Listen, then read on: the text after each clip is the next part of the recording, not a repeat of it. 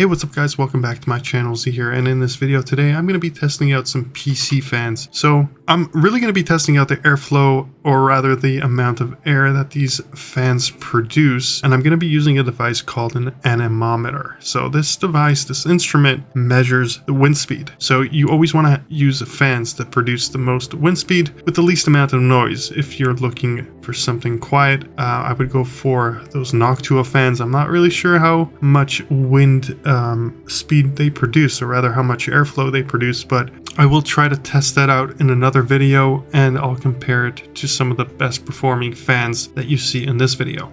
So we're going to be testing out the UpHere fans. I have a few different models that I purchased off Amazon, as well as Thermaltake fan that I ripped off my heatsink. And I'm also going to be testing out the famous P12 fan, the Arctic P12 fan. I did buy the value pack, so it's 5 fans per pack, and I believe I paid about $35 off Amazon for them. And mind you, this is probably the best value for your dollar, I'll tell you straight up. And aside from the Thermaltake fan that I ripped off my heatsink, this Arctic P12 pretty much came the closest to the Thermaltake fan, which came out to be the best. Again, the Thermaltake came out to be the best.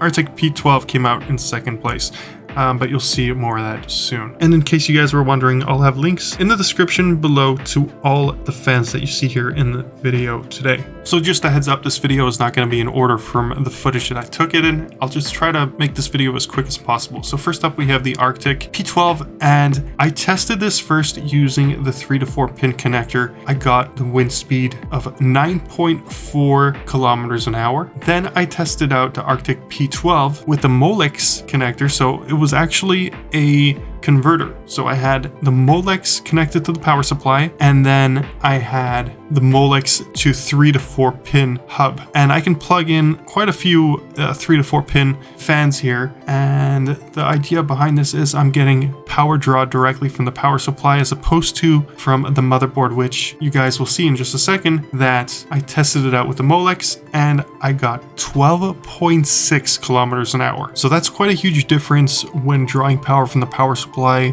versus drawing power from my MSI motherboard. So just a future tip for you guys out there: don't use the motherboard connector. Don't plug your fans into the motherboard unless you don't care for airflow. If you want the full amount of airflow, make sure your fans are connected directly to the power supply. And you can either do this by purchasing fans that only use the Molex, or you can purchase Molex to PWM adapter, which kind of acts like a hub for all your PWM connector fans. And the idea here is you want to draw the power from the power supply and not through the motherboard, which also draws from the power supply, but it's not direct. You want direct from the power supply. That's the idea here. That's the tip. And then next up, we have some UpHere fans that I'm going to show you in just a second. So the first UpHere fan that we're going to test is the one with the LEDs. So it's got the flashing LED lights of all different sorts of colors.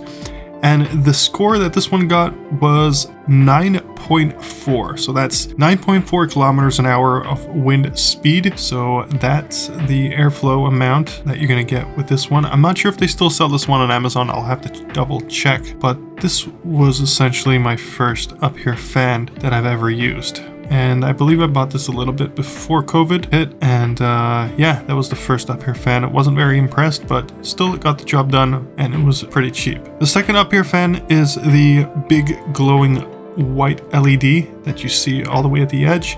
This one I bought during COVID, and this was actually quite an upgrade from the other UpHere fan. Do note that all these UpHere fans that I'm showing you guys have both connectors. So it's got the PWM connector, the 3 to 4 pin connector, as well as the Molex, the big chunky connector.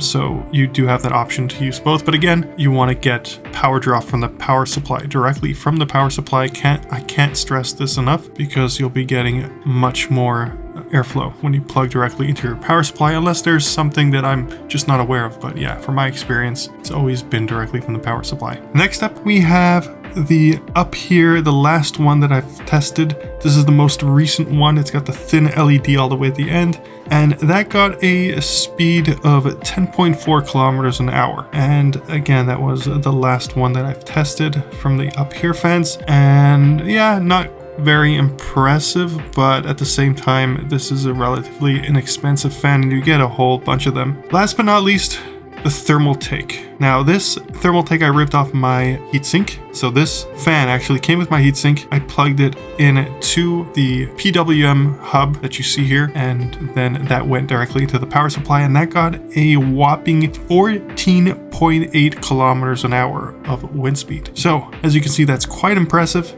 That's probably the best one. And yeah, I'll see if I can find a link in the description below, but I'm definitely going to be testing out a lot more fans, some of them from Amazon, some of them from AliExpress, just to see what you get the most of for your buck. So anyway, that's pretty much it for this video. Again, don't forget to use the power supply. You want to grab the power from the power supply. Can't stress this enough. But anyway, that's pretty much it. Thank you guys so much for watching. Leave a comment in the comment section below. Let me know what you thought about this video. Otherwise, thank you so much for watching. I'll catch you guys in the next one. Peace.